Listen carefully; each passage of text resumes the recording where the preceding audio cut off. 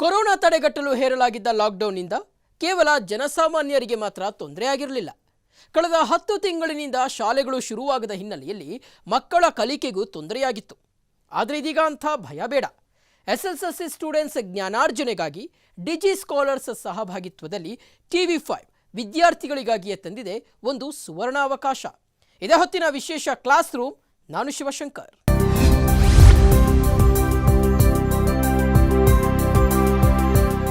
ಮಕ್ಕಳೇ, ನಿನ್ನೆ ಸಂಖ್ಯಾಶಾಸ್ತ್ರದ ಬಗ್ಗೆ ತಿಳ್ಕೊಂಡ್ರಿ ಅಲ್ವಾ? ಇವತ್ತು ವಿಜ್ಞಾನದ ಬಗ್ಗೆ ತಿಳ್ಕೊಳ್ಳಲು ಈ ವಿಡಿಯೋ ನೋಡಿ. Students, today we are going to discuss 10th standard science. In that, let us study the interesting unit, that is control and coordination. We think of movement as an attempt by living organisms to use changes in their environment to their advantage. Plants grow out in the sunshine. Children try to get pleasure and fun out of swinging. Buffaloes chew cud to help break up tough food so as to be able to digest it better. When bright light is focused on our eyes, or when we touch a hot object, we detect the change and respond to it with movement in order to protect ourselves. In keeping with the general principles of body organization in multicellular organisms, specialized tissues are used to provide these control and coordination activities. Now we have seen the introduction of this unit. Now let us see the first concept of this unit, animal nervous system. In animals, such control and coordination are provided by nervous and muscular tissues.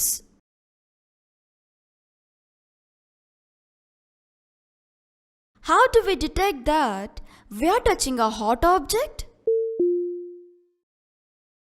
Touching a hot object is an urgent and dangerous situation for us.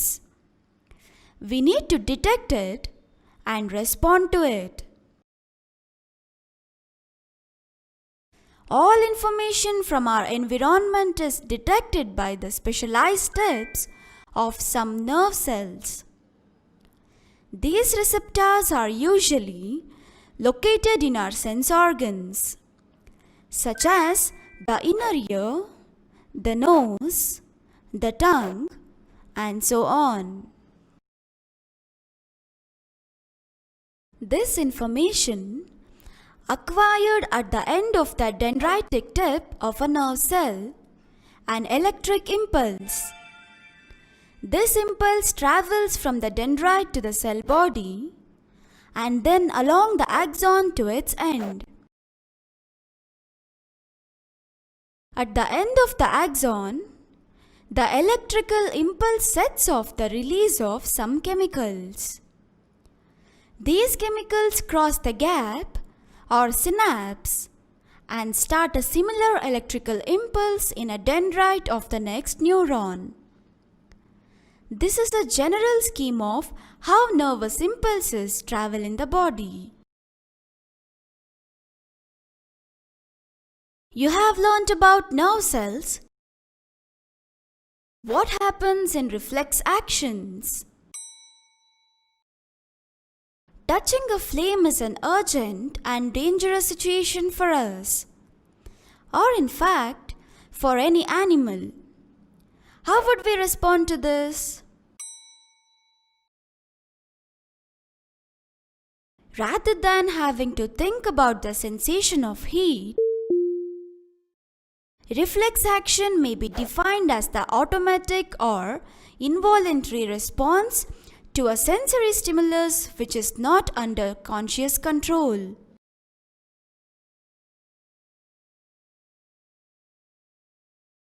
Then, what is reflex arc? The process of detecting the signal or the input and responding to it by an output action might be completed quickly. Such a connection is commonly called a reflex arc. Now let us discuss the important concept of this unit, that is, human brain. The brain has three such major parts or regions, namely the forebrain, midbrain, and hindbrain.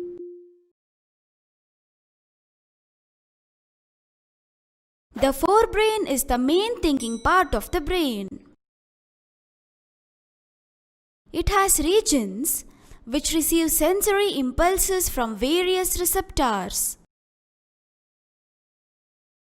Separate areas of the forebrain are specialized for hearing, smell, sight, and so on. Many of the involuntary actions are controlled by the midbrain and hindbrain. All these involuntary actions, including blood pressure, salivation, and vomiting, are controlled by the medulla in the hindbrain.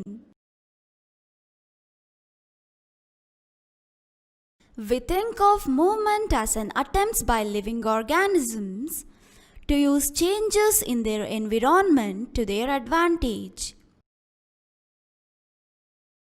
Think about activities like walking in a straight line, riding a bicycle. These are possible due to a part of the hindbrain called the cerebellum. Students, here is the image that shows human brain. Now we have seen the functions of the components of the human brain. Now, let us discuss the new concept, coordination in plants. Coordination means a good interaction of movements or response to stimuli. Coordination in plants basically includes two types of movements: independent of growth, dependent on growth.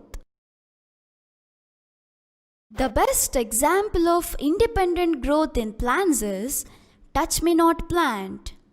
It is also called as Mimosa pudica.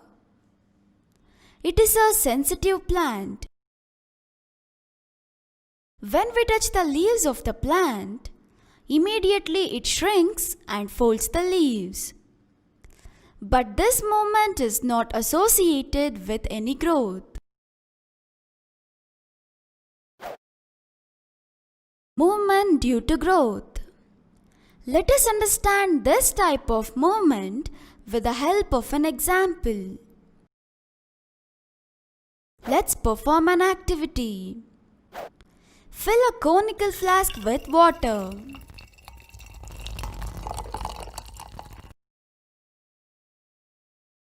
Cover the neck of the flask with a wire mesh.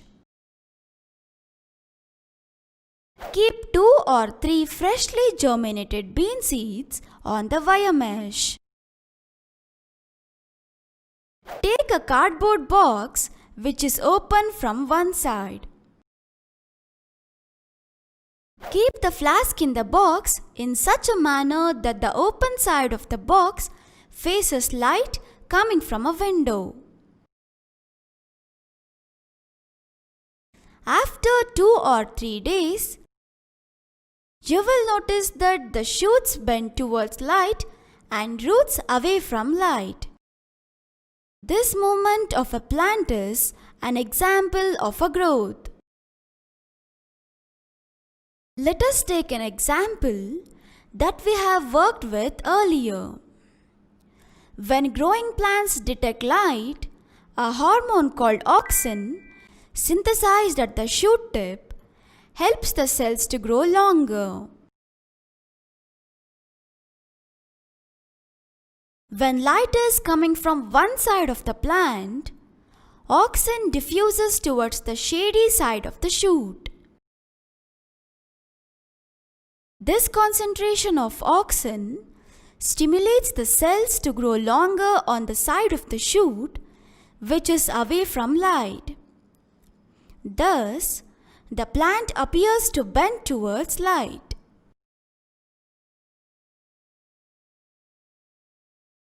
Another example of plant hormones are gibberellins, which, like auxins, help in the growth of stem.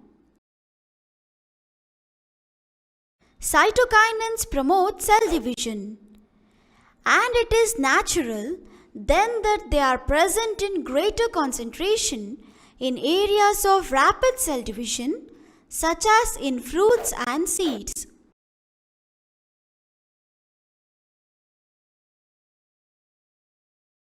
These are examples of plant hormones that help in promoting growth.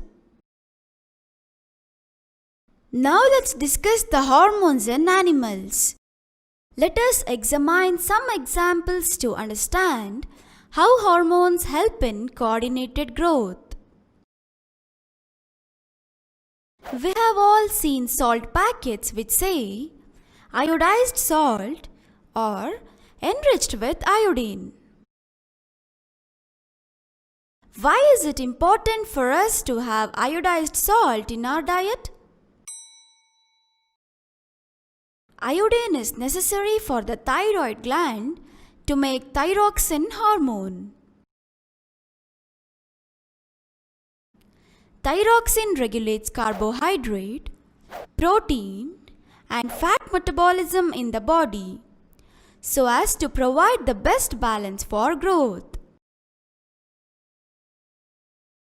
Iodine is essential for the synthesis of thyroxine.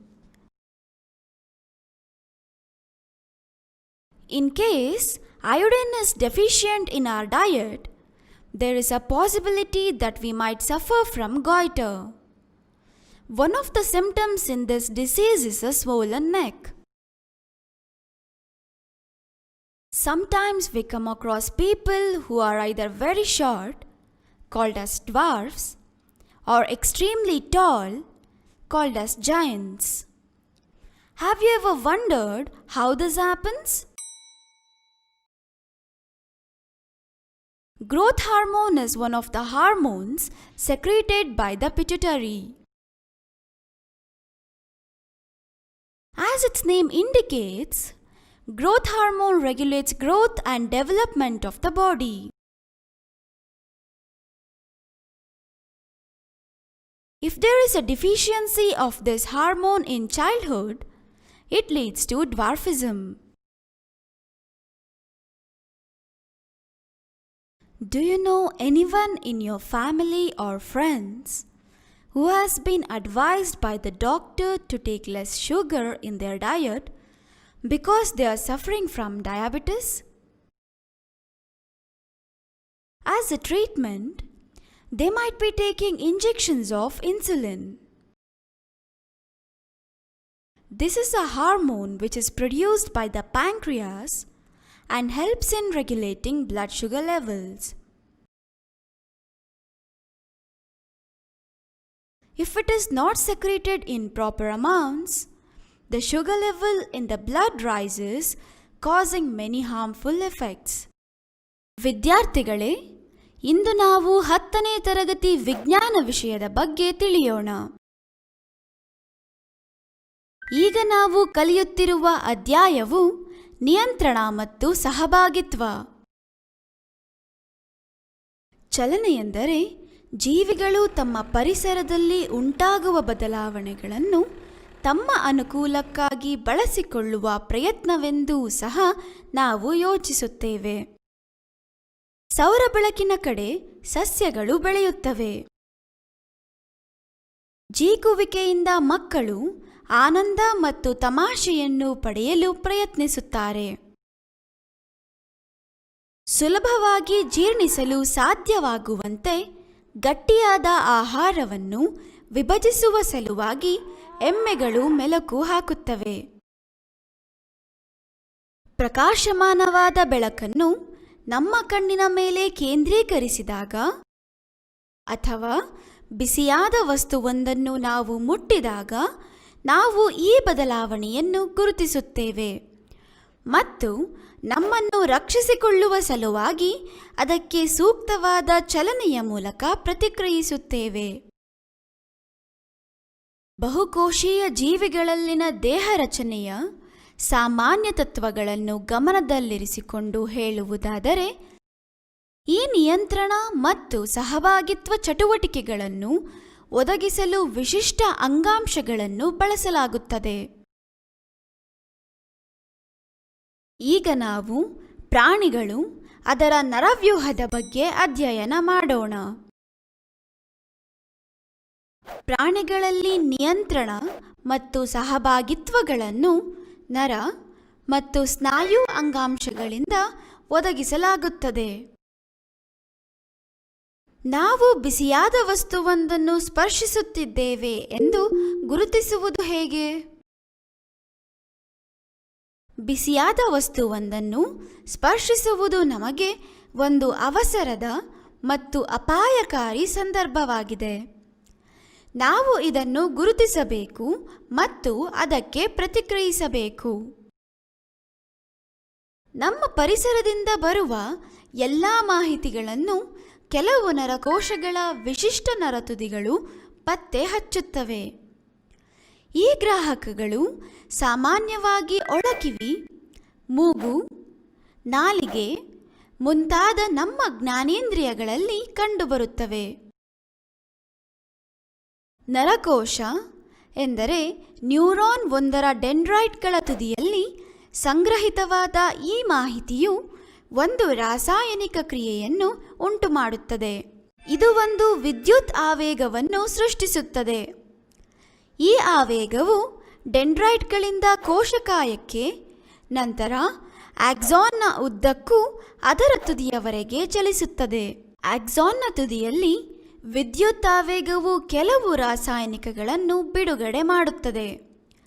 ಈ ರಾಸಾಯನಿಕಗಳು ಸಂಸರ್ಗವನ್ನು ಅಂದರೆ synapse ಅನ್ನು ದಾಟುತ್ತವೆ ಮತ್ತು ಮುಂದಿನ ನರಕೋಶದ ಡೆಂಡ್ರೈಟ್ಗಳಲ್ಲಿ ಇದೇ ರೀತಿಯ ವಿದ್ಯುತ್ ಆವೇಗವನ್ನು ಪ್ರಾರಂಭಿಸುತ್ತವೆ. ಇದು ನರಾವೇಗಗಳು ಎಂದರೆ ನರ್ವಸ್ ಇಂಪಲ್ಸಸ್ ದೇಹದಲ್ಲಿ ಹೇಗೆ ಸಂಚರಿಸುತ್ತವೆ ಎಂಬುದರ ಸಾಮಾನ್ಯ ನಕ್ಷೆಯಾಗಿದೆ. ಇದೇ ರೀತಿಯ ಸಂಸರ್ಗ ಅಂತಿಮವಾಗಿ ನರಕೋಶಗಳಿಂದ ಸ್ನಾಯುಕೋಶಗಳು ಅಥವಾ ಗ್ರಂಥಿಗಳಂತಹ ಇತರ ಜೀವಕೋಶಗಳಿಗೆ ಇಂತಹ ನರಾವೇಗಗಳನ್ನು ವಿತರಿಸಲು ಅನುವು ಮಾಡಿಕೊಡುತ್ತದೆ.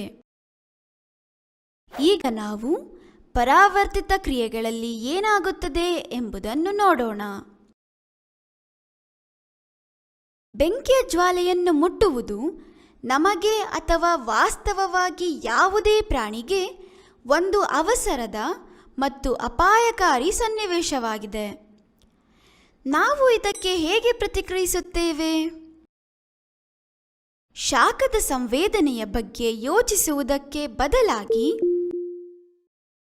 ಪರಾವರ್ತಿತ ಕ್ರಿಯೆ ಎಂದರೆ ಏನನ್ನೂ ಯೋಚಿಸದೆ ಅಥವಾ ನಮ್ಮ ಪ್ರತಿಕ್ರಿಯೆಗಳ ನಿಯಂತ್ರಣದ ಬಗ್ಗೆ ಯಾವ ಭಾವನೆಯೂ ಇಲ್ಲದೆ ಏನಾದರೂ ಮಾಡುತ್ತೇವೆ. ಪರಾವರ್ತಿತ ಛಾಪ ಎಂದರೇನು? ಒಂದು ವೇಳೆ ಸ್ನಾಯುಗಳನ್ನು ಸರಳ ರೀತಿಯಲ್ಲಿ ಚಲಿಸುವಂತೆ ಮಾಡುವ ನರಗಳಿಗೆ ಶಾಖವನ್ನು ಗುರುತಿಸುವ ನರಗಳನ್ನು ಸಂಪರ್ಕಿಸಿದರೆ ಒಳಹರಿವು ಅಥವಾ ಸಂಕೇತಗಳನ್ನು ಗುರುತಿಸುವ ಪ್ರಕ್ರಿಯೆ ಮತ್ತು ಪ್ರಕ್ರಿಯೆಯ ಮೂಲಕ ಅದಕ್ಕೆ ಪ್ರತಿಕ್ರಿಯಿಸುವುದನ್ನು ಬಹುಶಃ ತ್ವರಿತವಾಗಿ ಪೂರ್ಣಗೊಳಿಸಬಹುದು. ಇಂತಹ ಸಂಪರ್ಕವನ್ನು ಸಾಮಾನ್ಯವಾಗಿ ಪರಾವರ್ತಿತ ಛಾಪ ಅಂದರೆ ರಿಫ್ಲೆಕ್ಸ್ ಆರ್ಕ್ ಎಂದು ಕರೆಯುತ್ತಾರೆ. ಈಗ ನಾವು ಪ್ರಮುಖವಾದ ವಿಷಯ ಮಾನವನ ಮಿದುಳಿನ ಬಗ್ಗೆ ತಿಳಿಯೋಣ. ಮಾನವನ ಮಿದುಳು 3 ಪ್ರಮುಖ ಭಾಗಗಳನ್ನು ಹೊಂದಿದೆ. ಅವುಗಳೆಂದರೆ ಮುಮ್ಮೆದುಳು, ಮಧ್ಯಮಿದುಳು ಮತ್ತು ಹಿಮ್ಮೆದುಳು. ಮುಮ್ಮೆದುಳು ಮಿದುಳಿನ ಪ್ರಮುಖ ಆಲೋಚನೆಯ ಭಾಗವಾಗಿದೆ. ಇದು ವಿವಿಧ ಗ್ರಾಹಕ ಜೀವಕೋಶಗಳಿಂದ ಸಂವೇದನಾ ಆವೇಗಗಳನ್ನು ಸ್ವೀಕರಿಸುವ ಪ್ರದೇಶಗಳನ್ನು ಹೊಂದಿದೆ. ಮುಮ್ಮೆದುಳಿನ ಬೇರೆ ಬೇರೆ ಪ್ರದೇಶಗಳು ಶ್ರವಣ, ವಾಸನೆ, ದೃಷ್ಟಿ ಮತ್ತಿತರ ಕಾರ್ಯಗಳನ್ನು ನಿರ್ವಹಿಸಲು ವೈಶಿಷ್ಟ್ಯತೆಯನ್ನು ಪಡೆದಿವೆ. ಇಂತಹ ಅನೇಕ ಅನೈಚ್ಛಿಕ ಕ್ರಿಯೆಗಳು ಮಧ್ಯದ ಮಿದುಳು ಮತ್ತು ಹಿಮ್ಮೆದುಳಿನಿಂದ ನಿಯಂತ್ರಿಸಲ್ಪಡುತ್ತವೆ. ರಕ್ತದ ಒತ್ತಡ, ಬಾಯಲ್ಲಿ ನೀರೂರುವಿಕೆ ಮತ್ತು ವಾಂತಿಯಾಗುವಿಕೆಗಳಂಥ ಎಲ್ಲ ಅನೈಚ್ಛಿಕ ಕ್ರಿಯೆಗಳನ್ನು ಹಿಮ್ಮೆದುಳಿನ ಮೆಡುಲ್ಲಾ ನಿಯಂತ್ರಿಸುತ್ತದೆ.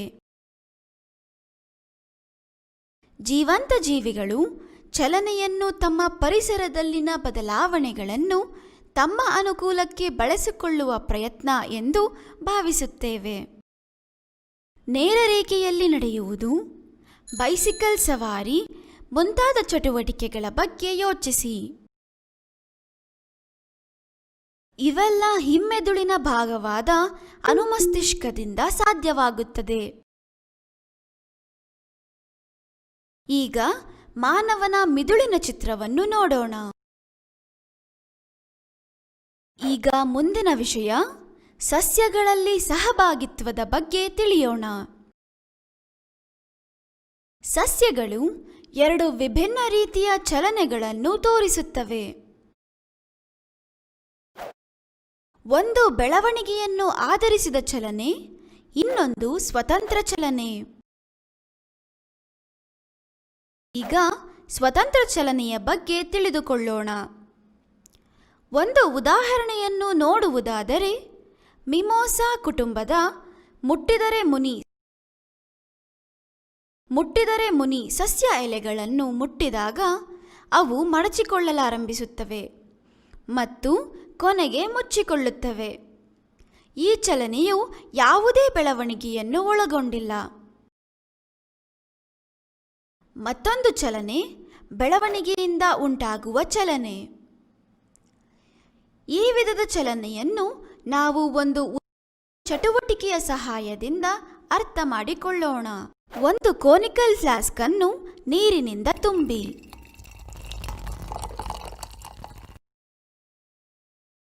ಫ್ಲಾಸ್ಕ್ನ ಕುತ್ತಿಗೆಯ ಭಾಗವನ್ನು ಒಂದು ತಂತಿಯ ಜಾಲರಿಯಿಂದ ಮುಚ್ಚಿ, ತಂತಿಯ ಜಾಲರಿಯ ಮೇಲೆ ಆಗ ತಾನೇ ಮೊಳಕೆಯೊಡೆದ 2 ಅಥವಾ 3 ಹುರುಳಿ ಬೀಜಗಳನ್ನು ಇಡಿ. ಒಂದು ಬದಿ ತೆರೆದಿರುವ ಒಂದು ರಟ್ಟಿನ ಪೆಟ್ಟಿಗೆಯನ್ನು ತೆಗೆದುಕೊಳ್ಳಿ. ಪೆಟ್ಟಿಗೆಯ ತೆರೆದ ಭಾಗವು ಕಿಟಕಿಯಿಂದ ಬರುವ ಬೆಳಕಿಗೆ ಮುಖಾಮುಖಿಯಾಗುವ ರೀತಿಯಲ್ಲಿ ಫ್ಲಾಸ್ಕ್ ಅನ್ನು ಪೆಟ್ಟಿಗೆಯ ಒಳಗಿಡಿ. 2 ಅಥವಾ 3 ದಿನಗಳ ನಂತರ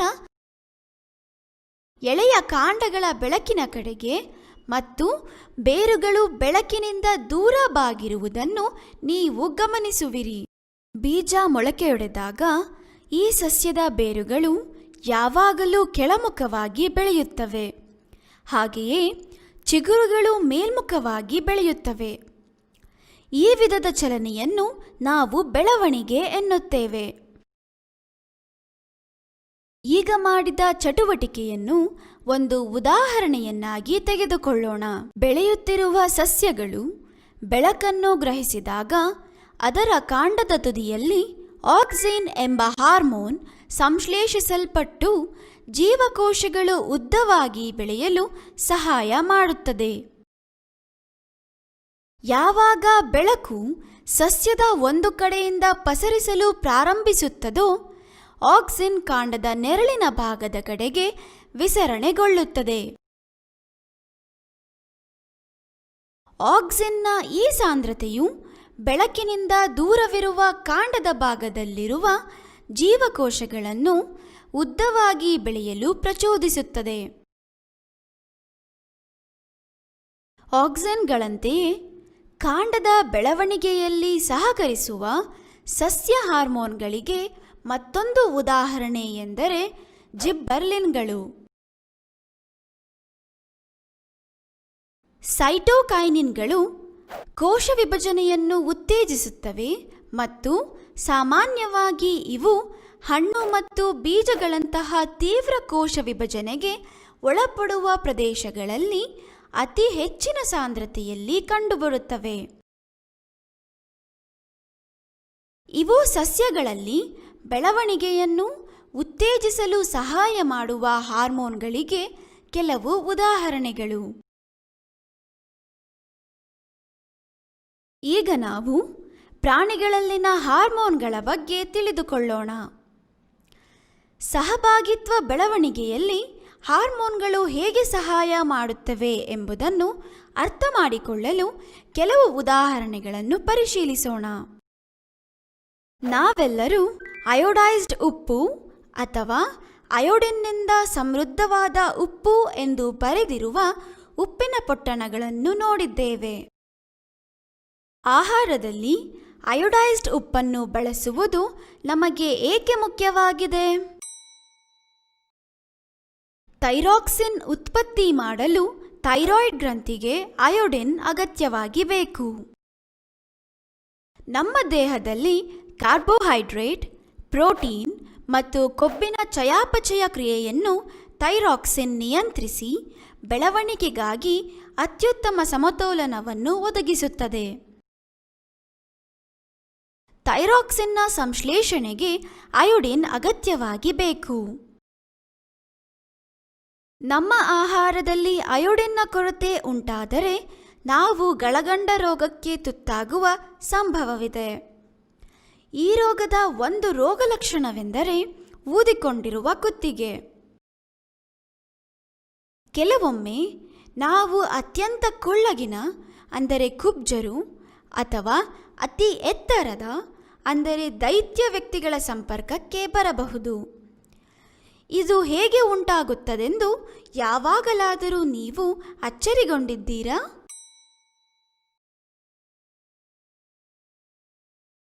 ಪಿಟ್ಯುಟರಿ ಗ್ರಂಥಿಯ ಹಾರ್ಮೋನ್ಗಳಲ್ಲಿ ಬೆಳವಣಿಗೆಯ ಹಾರ್ಮೋನ್ ಕೂಡ ಒಂದು. ಅದರ ಹೆಸರೇ ಸೂಚಿಸುವಂತೆ ಬೆಳವಣಿಗೆಯ ಹಾರ್ಮೋನ್ ದೇಹದ ಬೆಳವಣಿಗೆ ಮತ್ತು ಅಭಿವೃದ್ಧಿಯನ್ನು ನಿಯಂತ್ರಿಸುತ್ತದೆ. ಒಂದೊಮ್ಮೆ ಬಾಲ್ಯದಲ್ಲಿ ಈ ಹಾರ್ಮೋನಿನ ಕೊರತೆಯಾದರೆ ಕುಬ್ಜತೆ ಉಂಟಾಗುತ್ತದೆ. ನಿಮ್ಮ ಕುಟುಂಬದ ಅಥವಾ ನಿಮ್ಮ ಸ್ನೇಹಿತರಲ್ಲಿ ಯಾರಿಗಾದರೂ ಅವರು ಮಧುಮೇಹದಿಂದ ಬಳಲುತ್ತಿರುವ ಕಾರಣದಿಂದ ವೈದ್ಯರು ಆಹಾರದಲ್ಲಿ ಕಡಿಮೆ ಸಕ್ಕರೆ ಬಳಸಲು ಸಲಹೆ ನೀಡಿರುವುದನ್ನು ನೀವು ಕೇಳಿದ್ದೀರಾ? ಇದಕ್ಕೆ ಚಿಕಿತ್ಸೆಯಾಗಿ ಅವರು ಚುಚ್ಚುಮದ್ದಿನ ರೂಪದಲ್ಲಿ ಇನ್ಸುಲಿನ್ ತೆಗೆದುಕೊಳ್ಳುತ್ತಿರಬಹುದು. ಇದು ಮೇದೋಜೇರಕ ಗ್ರಂಥಿಯಿಂದ ಉತ್ಪತ್ತಿಯಾಗುವ ಒಂದು ಹಾರ್ಮೋನ್ ಮತ್ತು ಇದು ರಕ್ತದ ಸಕ್ಕರೆಯ ಮಟ್ಟವನ್ನು ನಿಯಂತ್ರಿಸಲು ಸಹಾಯ ಮಾಡುತ್ತದೆ. ಒಂದು ವೇಳೆ ಇದು ಸರಿಯಾದ ಪ್ರಮಾಣದಲ್ಲಿ ಸ್ರವಿಕೆಯಾಗದಿದ್ದರೆ ರಕ್ತದಲ್ಲಿನ ಸಕ್ಕರೆಯ ಮಟ್ಟವು ಹೆಚ್ಚಾಗಿ ಅನೇಕ ದುಷ್ಪರಿಣಾಮಗಳನ್ನು ಉಂಟುಮಾಡುತ್ತದೆ. ನಾಳೆ ಇದೇ ಸಮಯಕ್ಕೆ ಡಿಜಿ ಸ್ಕಾಲರ್ಸ್ ಸಹಭಾಗಿತ್ವದಲ್ಲಿ TV5 ವಿದ್ಯಾರ್ಥಿಗಳಿಗಾಗಿಯೇ ಮತ್ತಷ್ಟು ಮಾಹಿತಿಯೊಂದಿಗೆ ನಿಮ್ಮ ಮುಂದೆ ಬರುತ್ತೆ. ಅಲ್ಲಿಯವರೆಗೆ ನಂಬಿಕೆ ಹಾಗೂ ವಿಶ್ವಾಸಾರ್ಹ ನ್ಯೂಸ್ಗಾಗಿ ನೋಡ್ತಾರೆ TV5. ಇದು ವಾಸ್ತವದ ಪ್ರತಿರೂಪ.